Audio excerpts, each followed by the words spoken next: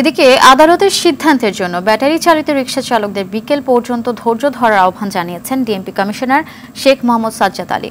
সকালে rickshaw, van, easy bike শ্রমিক ইউনিয়নের নেতৃবৃন্দের সাথে বৈঠক শেষে তিনি এই আহ্বান জানান।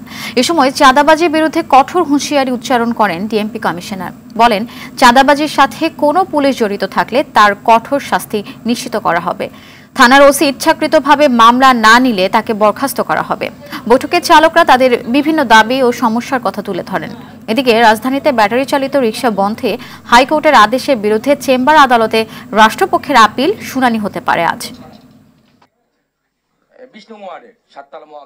আপনারা সবাই মিটিং করেন, মিটিং করে কমিটি বানান, কেন্দ্রের কমিটি থেকে লোকাল কমিটিকে গাইড করেন।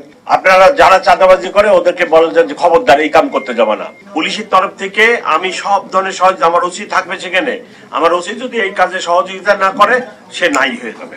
এই চাঁদাবাজি বন্ধ হতেই হবে।